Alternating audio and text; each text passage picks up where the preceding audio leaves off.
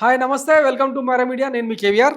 అన్నపూర్ణ ఆంధ్రప్రదేశ్ దేశానికే తిండి పెట్టే రాష్ట్రంగా ధాన్యాగారంగా ఆంధ్రప్రదేశ్కి పేరు. అట్లాంటి రాష్ట్రంలో తిండికి కటకటాలు ఎట్లా ఎదురవుతా ఉన్నాయో చూస్తూనే ఉన్నాం కదా. దానికి ఈరోజు ఒక పెద్ద ఇన్సిడెంట్ వెలుగులోకి వచ్చిందనమాట. గుంటూరు అమరావతి వేదికగా ఫ్రీ చికెన్ బిర్యానీ పేరుతో స్వామి థియేటర్ ఓపెనింగ్ సందర్భంగా అనుకుంటా ఒక యాడ్, అంటే తిన్నంత బిర్యానీ పెడతాం కోడికూరతో కలిపి అని చెప్పి ఒక ప్రచారం స్టార్ట్ చేయడంతో ఇదిగో ఇట్లా జనాలు తండోపతండాలుగా వచ్చి క్యూ లైన్లో నిలబడి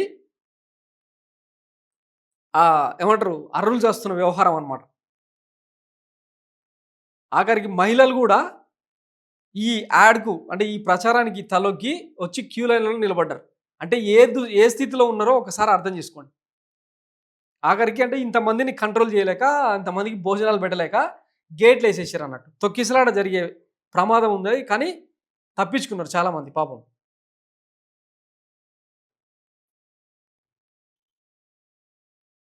మహిళల క్యూ ఇంకొక వైపు ఉందన్నమాట. ఇగో పాపం ఇంతమంది.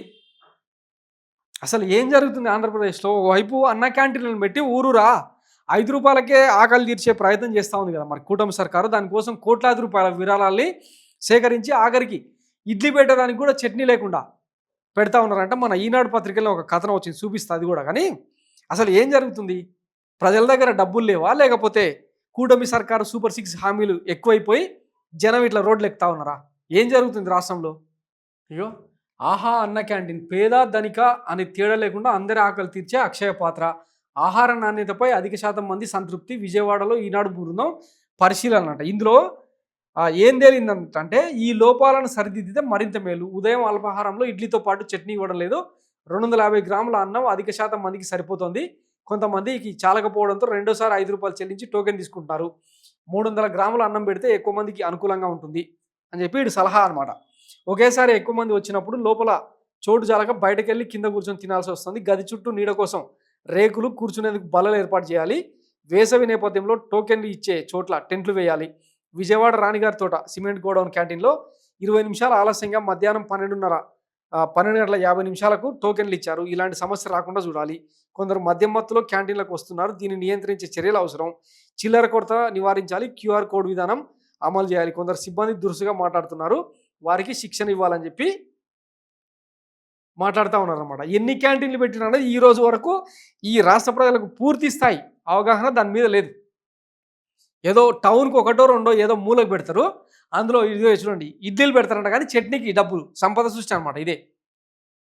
ఇంకా ఇట్లాంటి పరిస్థితుల్లో జనం అట్లాంటి యాడ్లను చూసి అట్రాక్ట్ కాగా ఏం చేస్తారు? ఒకవైపు బర్డ్ ఫ్లూ భయాలున్న నేపథ్యంలో చికెన్ తింటే చచ్చిపోతారు అని చెప్పి ప్రకటనలు ఇస్తూ ఉన్న నేపథ్యంలో ఇంతమంది జనాభా ఎగబడి ఎందుకు పోతా ఉన్నారు? అసలు బర్డ్ ఫ్లూకి సంబంధించిన భయాల్ని తొలగించాల్సింది ప్రభుత్వమా, లేకపోతే ప్రైవేట్ వ్యక్తులా? వాళ్ళందరికీ ఏదైనా వైరస్ సోకి ఏమైనా ప్రాబ్లం వస్తే ఈ ఈ సందేహాలన్నింటినీ నివృత్తి చేయాల్సింది ఎవరు? జనరల్గా 70 సెంటీగ్రేడ్ ఏమంటారు ఆ వేడిలో బర్డ్ ఫ్లూ కాదు ఏ వైరస్ అయినా చచ్చిపోద్ది, హ్యాపీగా తినొచ్చు అని చెప్పి ఇక కొంతమంది డాక్టర్లు చెప్తా ఉంటారు. అయినా సరే మరి ఈ ప్రకటనలు ఎందుకు వస్తున్నాయి? బర్డ్ ఫ్లూ భయంతోన చికెన్ రేట్లు అమాంతం పడిపోయినా కూడా ఇట్లా రోడ్లు ఎక్కాల్సినంత దుస్థితి దేనికి వస్తుంది? ఆ ప్రకటన ఇచ్చినోని బొక్కలేయాల్సిన అవసరం ఈ కూటమి ప్రభుత్వానికి లేదా? అంతమంది జనం పోగైతా ఉంటే ఒకవేళ తిరుపతి మాదిరి, లేదంటే కుంభమేళ మాదిరి, ఢిల్లీ రైల్వే స్టేషన్ మాదిరి తొక్కిసలాట జరిగితే ఎవరిది బాధ్యత? ఇష్టారీతిన చేస్తూ ఉన్నారు రాష్ట్రంలో పాలన. ఇగో అందుకే జనం ఇట్లా ఇక్కట్లు పడతా ఉన్నారు.